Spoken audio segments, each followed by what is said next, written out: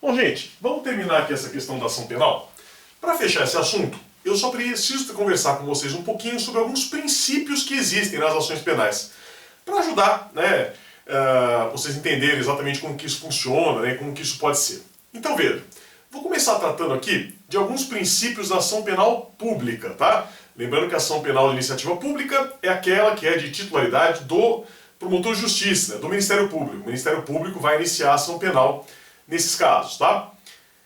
Então, quais são os princípios que aparecem aqui? Primeiro, o mais óbvio, o mais fácil, o princípio da oficialidade, né? Por quê? Porque a ação penal, que nesse caso, é tocada por órgão oficial, no caso, o Ministério Público, né? Então, tranquilo, órgão, né, oficial, oficialidade. Aí o mais importante, tá? É o mais importante, que esse aqui vocês têm que saber muito bem. Princípio da obrigatoriedade. Então, gente, o que vai acontecer? Vejam, na ação penal pública, o promotor, ele não tem liberdade para decidir se vai ou não iniciar a ação penal de acordo com a sua vontade, tá? Ele até pode pedir o arquivamento no inquérito policial. Isso é uma coisa que vocês vão estudar depois em processo penal. Mas ele só vai poder pedir o arquivamento se não houver provas de que houve o crime, se não houver provas de que o indiciado é autor do crime, né? Ou se houver provas de que não houve crime mesmo, que teve algum excludente, legítima defesa, alguma coisa assim, tá? Por quê? Se chegar um inquérito policial na mão do promotor de justiça e houver lá, né, prova da materialidade, ou seja, né, está demonstrado que houve crime, e indícios de autoria, ou seja, indícios que apontam na direção de que o indiciado, né, a pessoa que está sendo investigada, é autora daquele crime, o promotor é obrigado a iniciar a ação penal, tá? Isso que diz esse princípio da obrigatoriedade. Ele não tem liberdade para decidir o que faz, o que deixa de fazer, né? Que é ao contrário, né, do que acontece normalmente em países da common law, tá? Então, nos Estados Unidos, por exemplo, né, dentro do que eu entendo de direito norte-americano, que não é muito, existe o princípio da oportunidade. Ou seja, o promotor de justiça vai iniciar a ação penal se for conveniente, se for oportuno. Então ele pode pedir o arquivamento, né, independentemente de ter havido ou não crime. Então às vezes tem lá um crime, mas ele acha que é um crime que é muito pequeno, que não vale a pena se dedicar àquilo, e ele pede o arquivamento. Isso não tem problema, isso é possível, pode ser pedido o arquivamento nesse caso, tá? O que aqui no Brasil não acontece, tá? Aqui se o promotor pedir para arquivar um caso que não seria de arquivamento, ele vai ter problema. Ele vai tomar um 28, como se diz, né? Então o juiz vai ter que tomar providências aí contra ele, conforme vocês estudarão em processo penal, tá? Então assim, são peculiaridades, cada sistema tem o seu jeito, tá? Não sei qual que é o certo e qual que é o errado, né? Dizem muitos doutrinadores, né, que aqui no Brasil a gente é meio romântico, né? Talvez pelo nosso sangue latino, então a gente acha que tem que punir todos os crimes, que é um absurdo a pessoa cometer um crime e não ser punida, e por isso a gente acaba obrigando o promotor de justiça a iniciar a ação penal em todos os casos, né? Ele não tem liberdade nenhuma para não fazer a ação penal caso ele não queira, caso ele não julgue conveniente, tá? Nos Estados Unidos tem uma visão mais pragmática, né? Que a gente tem pouco tempo, né? A vida é curta, então cada um deve concentrar suas atividades no que realmente vale a pena e não ficar perdendo tempo com bobagem, tá? É uma outra forma de encarar o mesmo problema. Diferença importante que tem entre Estados Unidos e Brasil aqui nesse caso, vocês devem saber, talvez vocês já tenham visto isso em filme americano, é que lá nos Estados Unidos, né, promotor de justiça é eleito, né? Então você tem eleição para promotor, como tem eleição para vereador, como tem eleição para deputado, tá? Enquanto que aqui no Brasil, né, o promotor de justiça ele se torna promotor a partir de um concurso público que é feito. Então talvez isso faça diferença aqui também, né? Porque se o promotor lá nos Estados Unidos, usando esse princípio da oportunidade, começar a arquivar tudo, começar a não processar ninguém, o que vai acontecer? Ele vai perder as eleições, ele vai deixar de ser promotor, né? Então talvez isso também tenha alguma relevância. Mas de qualquer forma, o que vocês precisam saber? Aqui, no que diz respeito à ação penal de iniciativa pública, vale o princípio da obrigatoriedade. Então o promotor é obrigado a iniciar a ação penal. E, consequência muito importante desse princípio, temos aqui a indisponibilidade. Ou seja, né, uma vez iniciada a ação penal, o promotor também não pode desistir.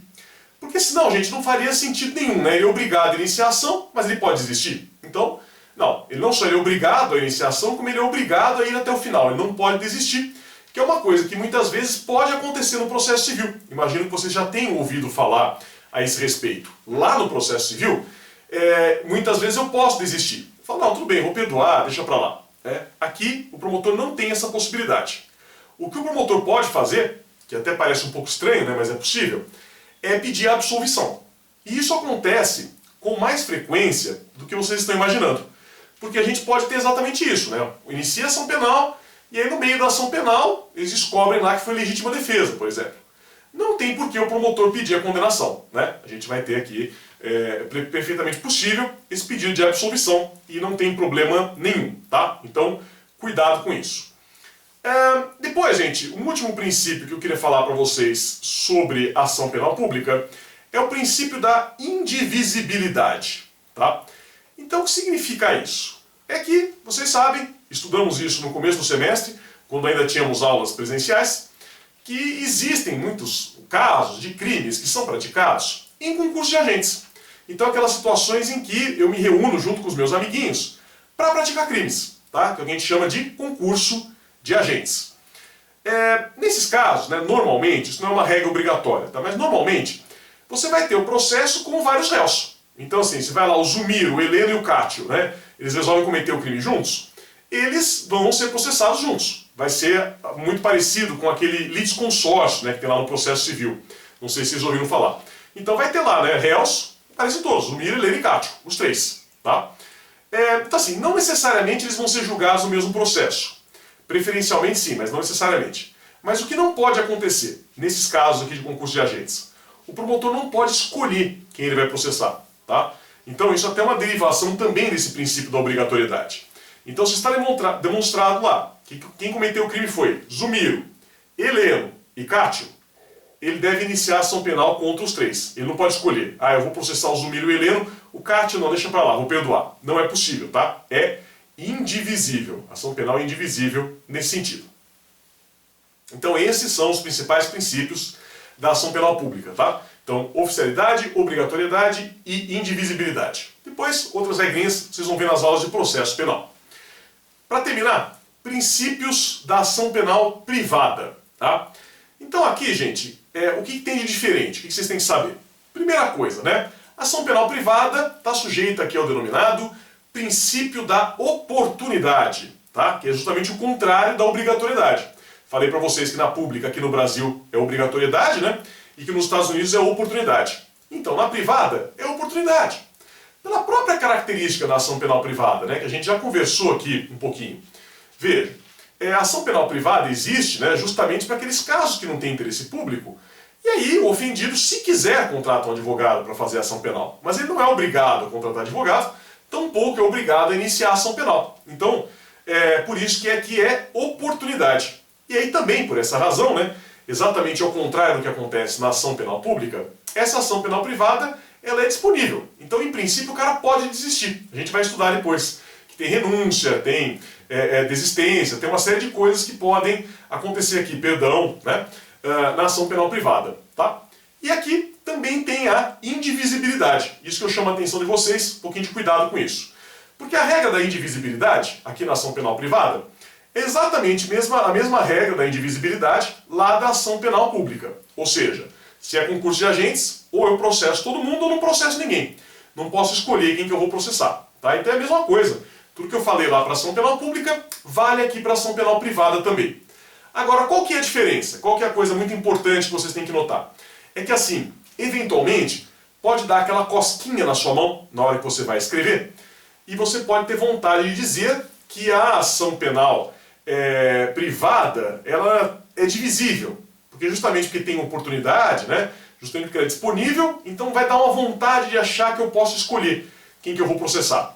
Cuidado, gente, porque não pode, tá? A ação penal privada, ela é indivisível do mesmo jeito. Então, eu não sou obrigado a processar. Mas se eu quiser processar e for concurso de agentes, tem que processar todo mundo. Eu não posso escolher, né, quem que eu vou processar e quem que eu vou deixar de processar, tá? E por fim, última coisa mesmo, e com isso a gente fecha esse importante tema aqui da ação penal. Tem prazo. Vocês sabem que tudo em direito tem prazo, né? E não seria a ação penal que deixaria de ter prazo. Então qual que é o prazo que aparece aqui? É o seguinte, gente. No que diz respeito à ação penal, dois prazos podem acontecer, né? o prazo para oferecer a queixa-crime, se for uma ação penal privada, lembrando que a queixa-crime é a petição inicial, né, da ação penal privada, feita por advogado, e tem também o prazo para fazer a representação do ofendido. Tá? Nos dois casos, o prazo vai ser sempre de 6 meses, não importa qual que é o crime. Tá? Então é um prazo de 6 meses que a gente chama de prazo decadencial. Tá? Vamos falar mais sobre isso mais para frente, mas cuidado que vocês têm que tomar, né? Porque lá no direito civil tem prescrição e decadência. Aqui em direito penal também tem prescrição e decadência. E aí vocês vão ter uma tendência a achar que é mais ou menos a mesma coisa. Não é, tá? A decadência aqui em processo penal é muito específica. É sempre para a vítima, sempre para o ofendido. Então não existe prazo decadencial para o Ministério Público. E é o prazo que existe para oferecer a queixa-crime ou para fazer a representação do ofendido. Tá? Sempre 6 meses a partir do conhecimento da autoria. Tá bom? É isso, gente. Agradeço demais a atenção de vocês. Não percam na sequência a continuação da nossa matéria. Muito obrigado e até lá.